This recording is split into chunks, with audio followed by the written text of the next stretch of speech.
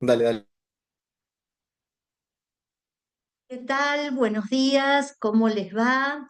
Aquí estamos acompañada con un gran amigo, colega, que nos conocimos hace muchos años en la Universidad de Cuyo, el doctor Fernando Martín de Blasi, que afortunadamente acaba de publicar y presentar un libro sobre la novedad del pensamiento metafísico de Plotino. Pero bueno, no es solo sobre eso que queremos darte la bienvenida, sino para que nos comentes aquello que desees compartir con nosotras, con nosotros, sobre, bueno, este amor, esta pasión por la filosofía y por la filosofía medieval. Bienvenido, Fernando Martín.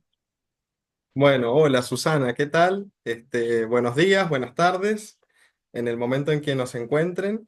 La verdad que es un honor, sobre todo en principio es un honor poder participar en esta iniciativa que lo conversábamos más temprano, es tan importante y necesaria, sobre todo en estos momentos en donde en la dispersión, digamos, contemporánea de la comunicación, a veces cada colega, incluso cada uno de los estudiantes está en lo suyo y no nos conocemos o no nos, digamos, uno no sabe lo que está haciendo el otro y bueno, estas iniciativas son muy valiosas para difundir, digamos, y al mismo tiempo reconocer que a pesar de que cada uno se especializa en sus temas particulares, sobre todo en el ámbito que es lo que nos une, que es la filosofía medieval, el amor por la filosofía medieval, el pensamiento, la cultura medieval, siempre hay líneas convergentes, ¿no?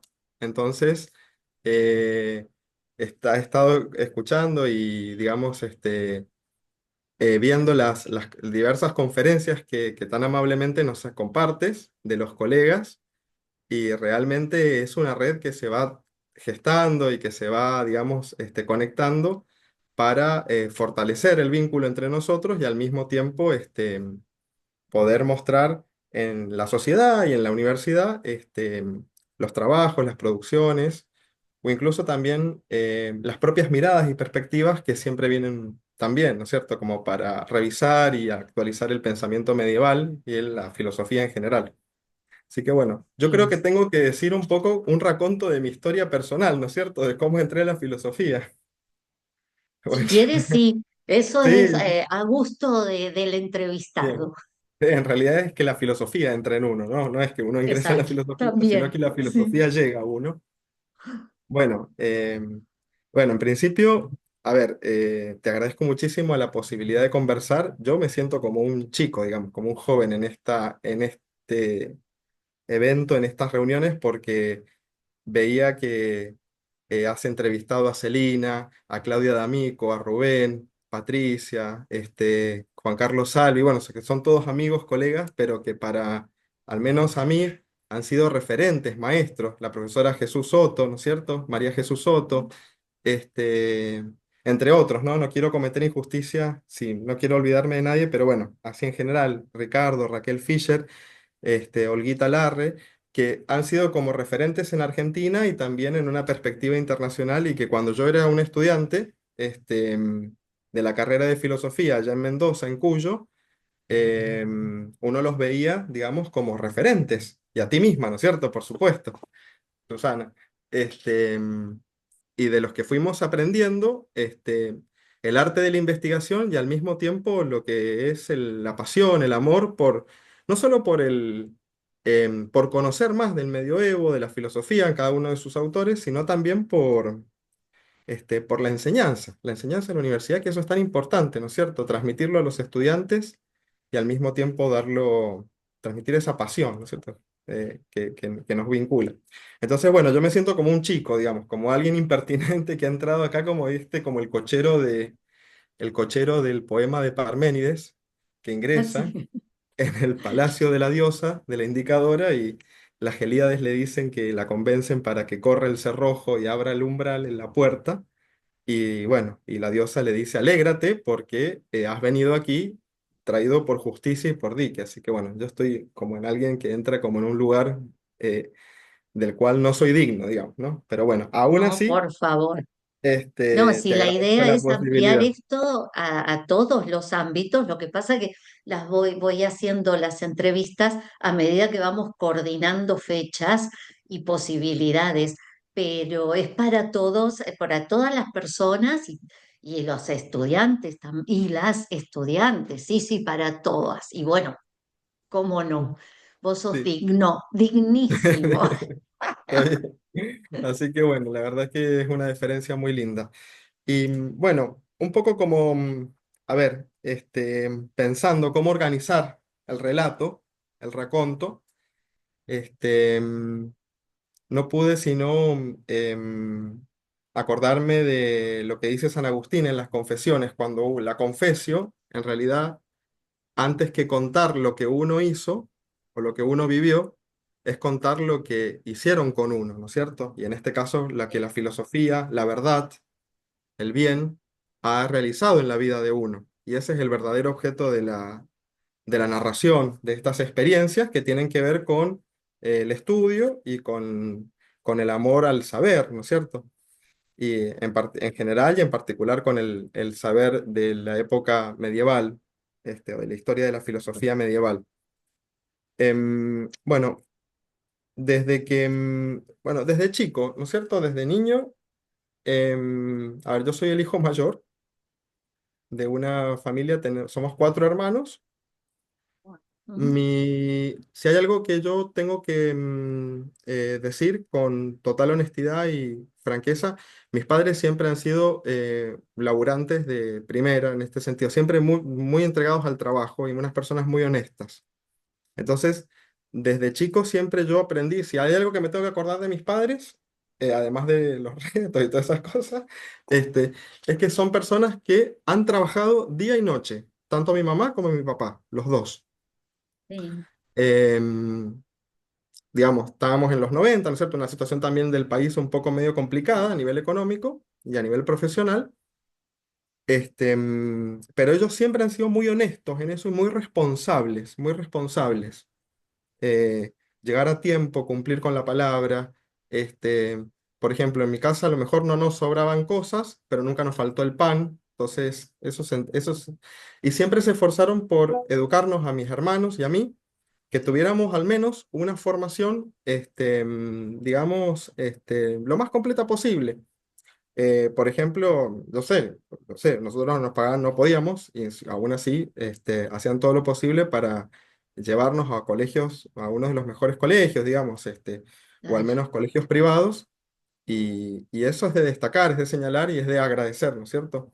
Entonces, mi madrina me acuerdo que, y bueno, en ese sentido, al ser el hijo mayor, siempre como que yo tuve el signo, ¿no es cierto? Bueno, vos que tenés que, ¿no? El signo lacaniano, ¿no es cierto? Vos tenés que ser ejemplo, ¿no? Ejemplo, bueno.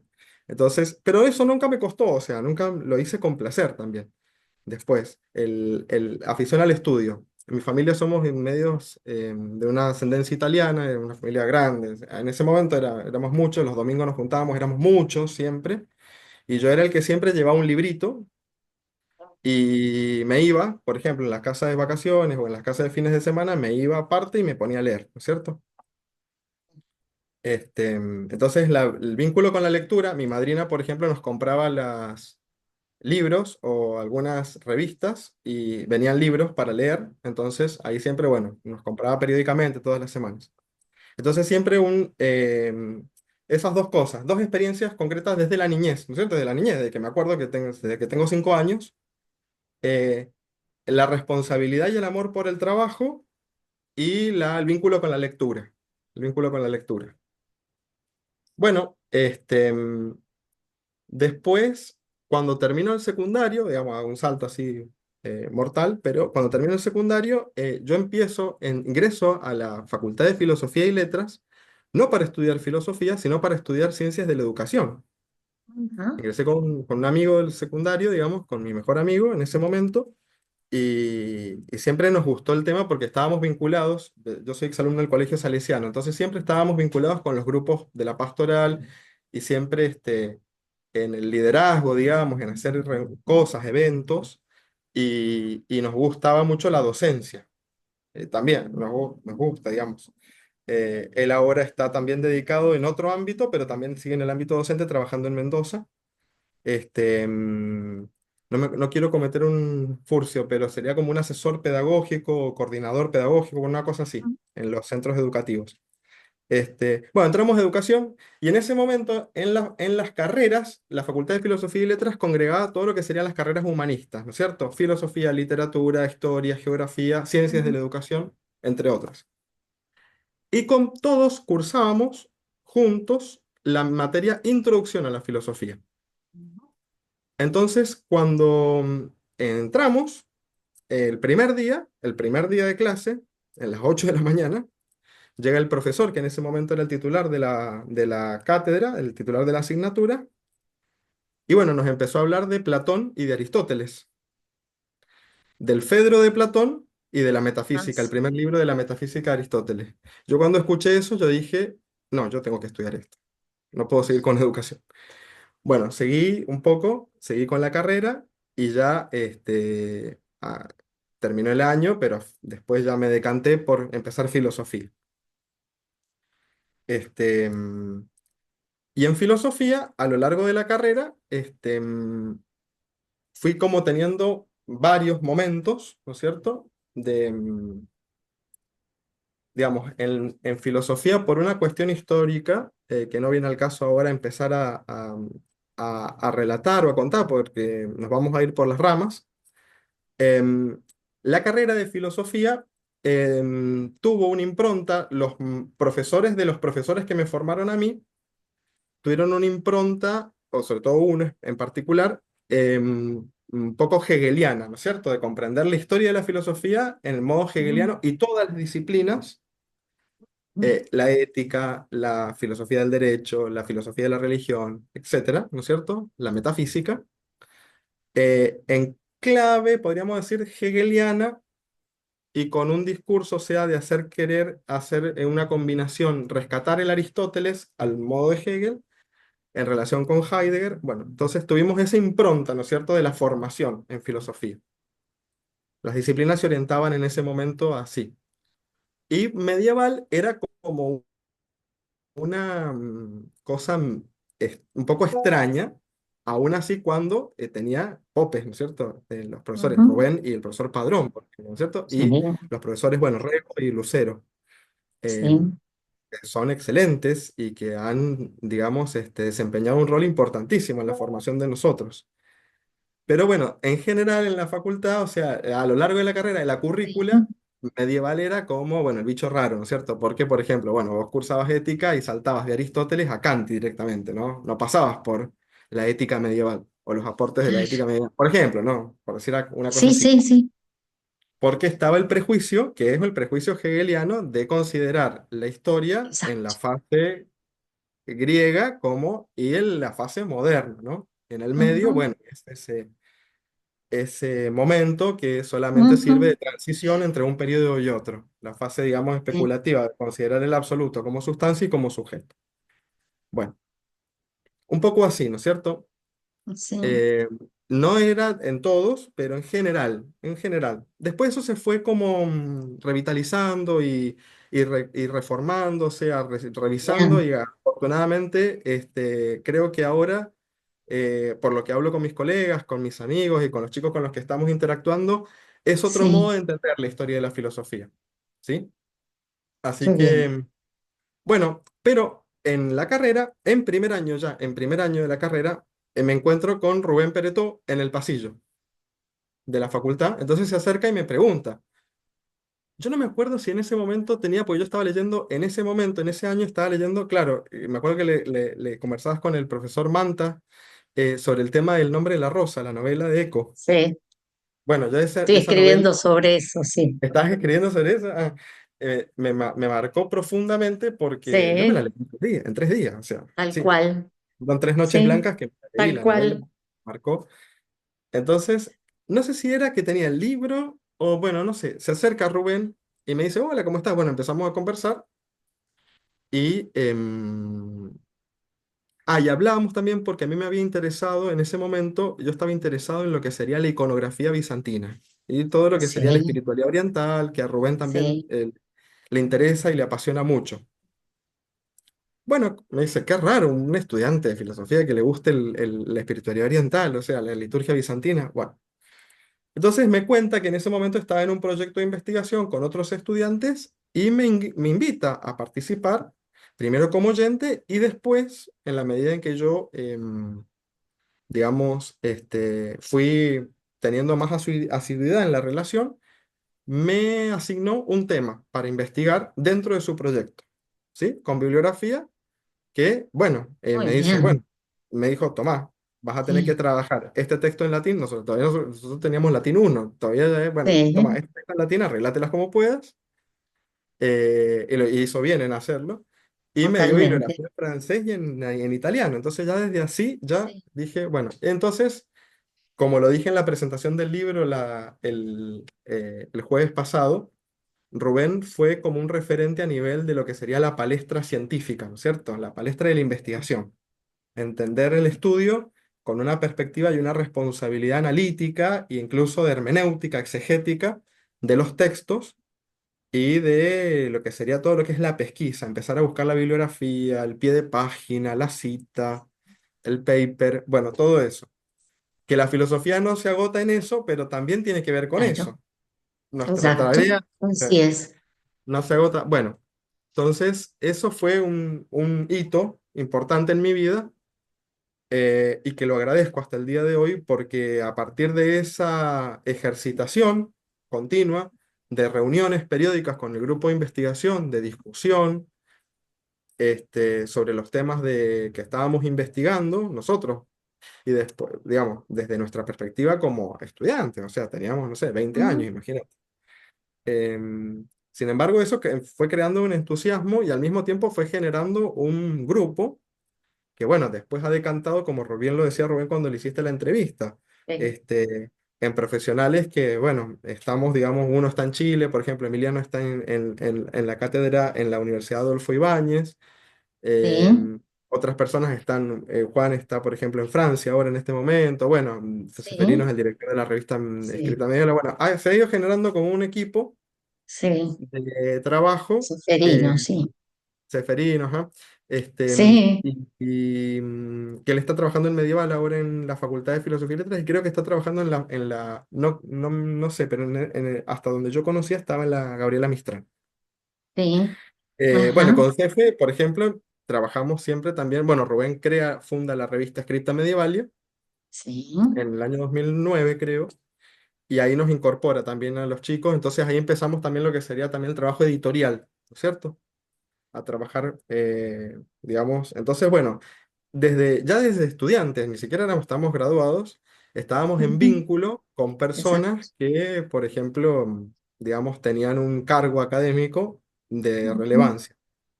Entonces nos enseñó a manejarnos en el mundo universitario con una cierta formalidad, que bueno, que hasta el día de hoy se lo agradecemos, porque Sí. sin esa referencia no podríamos haber entrado.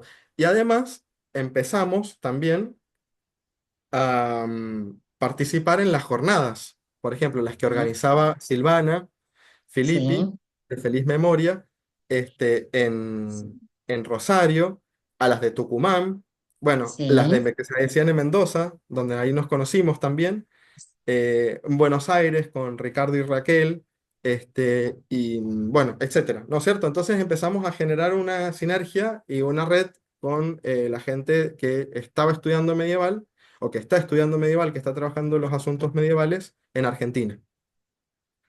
Y también con el vínculo con la Universidad de Navarra, bueno, etcétera. Bueno, eso fue otro hito a lo largo de la formación.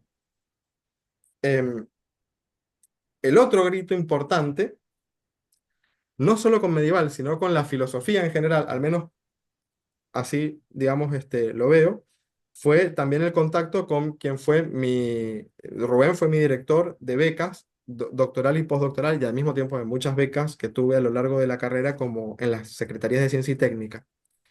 Em, pero mi director de doctorado, de la tesis doctoral, la realicé bajo la dirección del profesor Martín Subiría.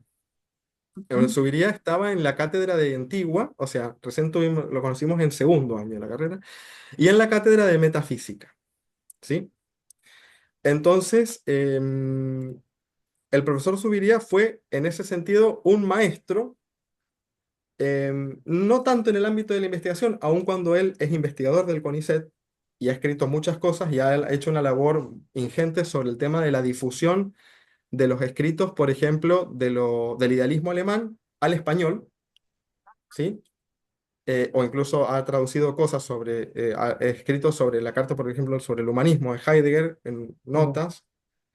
Bueno, Subiría tiene la virtud de tener la mirada sinóptica, ¿no es cierto? La de Platón, la que dice Platón en la República, toda la historia de la filosofía. Entonces, con Martín fue un vínculo de aprendizaje en ver a la filosofía, ¿sí?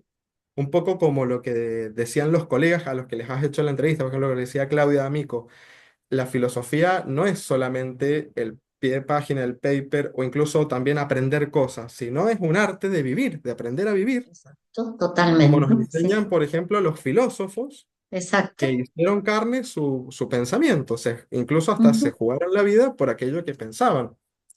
Como Así, dice Pierre Hadot, por ejemplo, ¿no es cierto? O incluso hasta Foucault, que tiene elementos, aunque hay una disputa hoy sabemos que hubo una disputa entre Foucault y Pierre sí, Hadot en torno al tema del cuidado, pero aún así, digamos, Foucault en la hermenéutica del sujeto se vincula con sí. el periodo del helenismo, en donde Ujú. la filosofía es un arte de vida, es un estilo de vida, un arte para vivir, ¿no es cierto?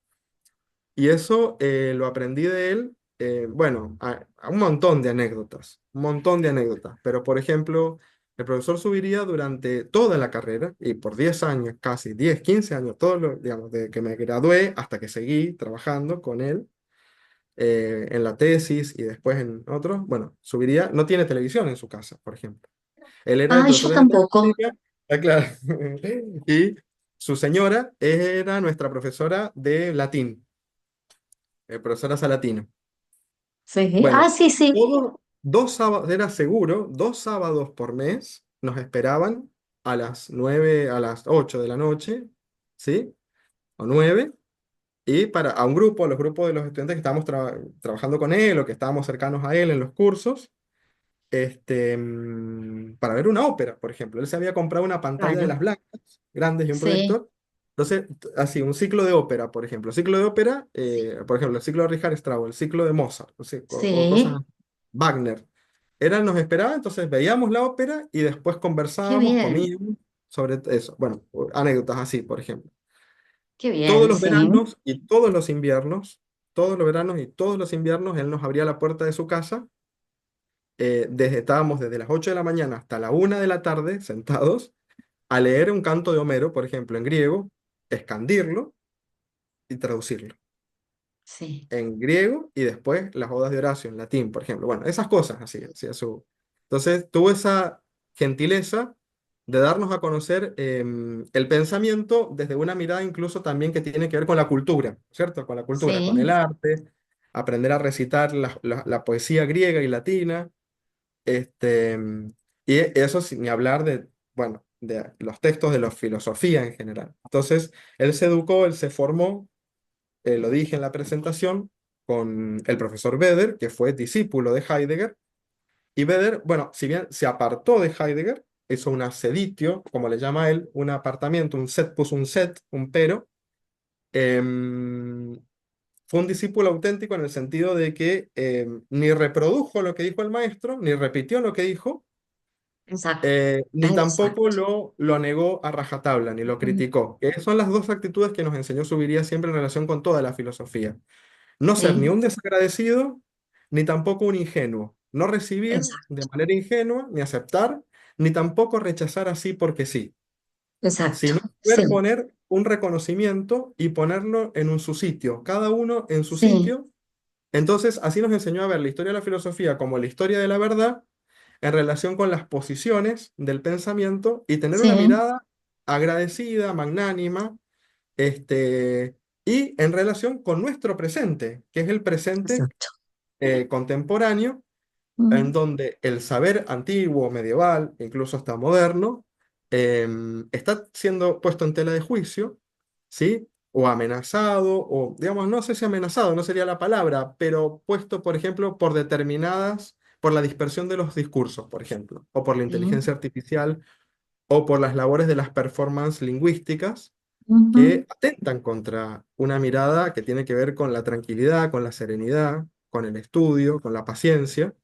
Por ejemplo, eso no es de su idea, es algo mío, lo pienso. O sea, hoy, a la inversa de cómo ha sido en la tradición, hoy estamos ante digamos, no sé, un problema, un conflicto, pero una oportunidad, mejor dicho. Yo no veo el tema de las crisis como conflictos, sino como oportunidades Haya oportunidad. para pensar, para crecer. Ujú. Es Sí, el tema de que el espacio o la simultaneidad le ha ganado el tiempo. Entonces, hoy no tenemos tiempo para leer, no tenemos tiempo para escribir, estamos exacto. evidentemente tan comunicados y o nosotros, por ejemplo, tú estás en Mar del Plata y yo estoy aquí en Lima. Estamos en la Sí, simultaneidad de la información y lo que falta es precisamente el ejercicio de la memoria, de comenzar a no solamente recordar lo que se dijo antiguamente, sino ver de qué manera esa palabra está presente en en nuestro momento exacto. histórico, ¿sí? Y nos puede interpelar, aun cuando no sea la misma que interpeló en el pasado, porque lo que pensaron en el pasado ellos ya lo hicieron. Los que tenemos que pensar Ujú, somos nosotros ahora. Entonces, ujú, así, Subiría nos enseñó a concebir la filosofía así, sin dejar nuestro momento histórico, tener una mirada agradecida y magnánima con ujú. respecto a toda la tradición. En Sí, relación con Plotino, ni hablar. Bueno, no vamos a hablar ahora de Plotino porque no nos vamos a poner a...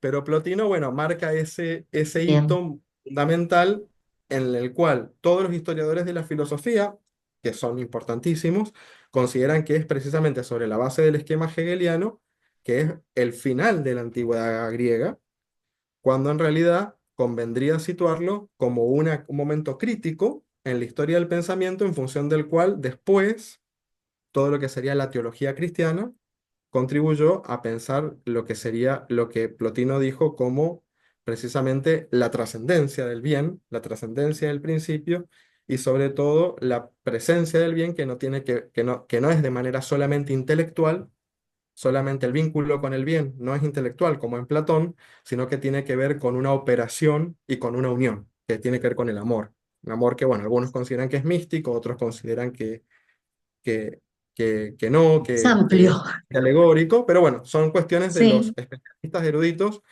pero bueno, eso es lo que me llevó, sobre todo eso es lo que trabajé en la tesis.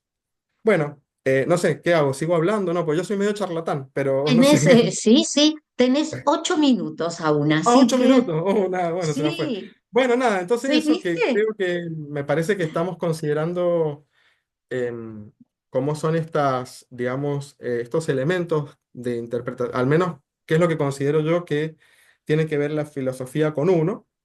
Después me recibí, hice el doctorado, en este caso,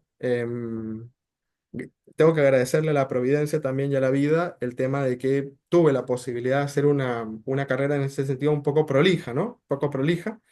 Y eso me permitió, bueno, también tener una becas de estancias en Europa, en Suiza, conocer, por ejemplo, también en Navarra, trabajar con la gente Sí, de Chile, conocer, digamos, especialistas, internacionalizarse, que eso también es fundamental si uno se quiere dedicar a la vida académica. exacto. Todos conocemos que es fundamental el tema de generar redes, por ejemplo, lo que haces tú y Celina con respecto a la red latinoamericana de filosofía medieval, que es tan importante, sobre todo, no solamente en el ámbito de los estudios europeos, que también tienen su prestigio y su trayectoria, sino también Sí, en nuestra región de América Latina, exacto. eh, para revitalizar incluso en las universidades, en las cátedras, en las asignaturas, todo lo que estamos haciendo. Y bueno, eso, creo que la filosofía es enseñanza y al mismo tiempo estudio, y al mismo tiempo compromiso de vida. Uno, me parece, hay gente que considera que, hay algunos especialistas que consideran que, bueno, que la filosofía es un trabajo de oficina, y que uno tiene una Sí. vida privada y la Mm, vida pública lo que enseña, yo considero, desde el punto de vista, a partir de lo que me han enseñado los filósofos y las filósofas, que no se puede escindir la vida personal de lo que uno es estudia. tal Entonces, cual, tiene que tal. necesariamente haber un compromiso vital y que eso también lo agradecen los estudiantes. Cuando uno da Sí, clases y siente una posición o realmente expresa con sus actitudes lo que está confesando con la palabra, de eso también se exacto. trata. Uno genera una honestidad ahí que los estudiantes le agradecen. Ujú.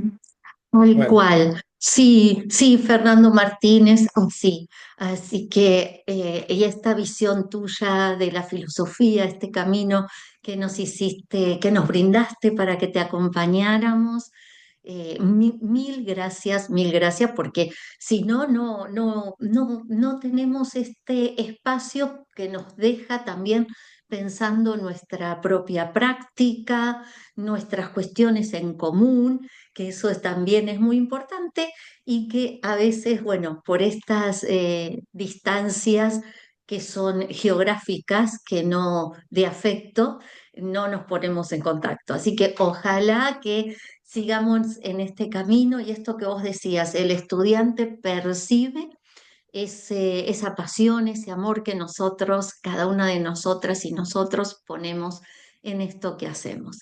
Mira, mm, tenés 3 minutos mm. para lo que quieras agregar, Bueno. algo que sientas que no has podido decir. Espero que te hayas sentido cómodo, eso sí.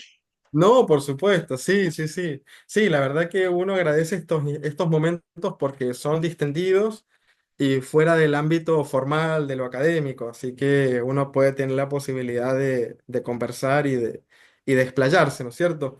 Así que, ay, mire la anécdota, pero bueno, tampoco viene al caso ahora empezar a contar todo, pero simplemente agradecer y el mejor de los éxitos, mis parabienes por Gracias. la iniciativa y mis votos de que esto llegue a muchas personas, incluso que trascienda los límites de la universidad, ¿no es cierto? Que llegue a la sociedad, que al estar en YouTube se haga más conocido el tema del saber y sobre todo los estudios medievales que estamos tratando, digamos que estamos fomentando, quiero decir, e impulsando desde nuestros diferentes espacios. Así que bueno, a seguir trabajando nomás.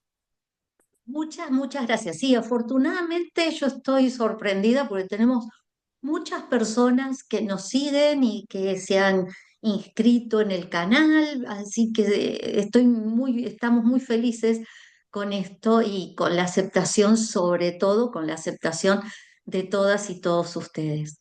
Muchas gracias, muchísimas gracias, un abrazo gigante, gigante y nos Gracias, mantenemos igualmente, Susana. conectados. Por supuesto que sí. Bueno, hasta pronto. Nos vemos. Hasta pronto, gracias.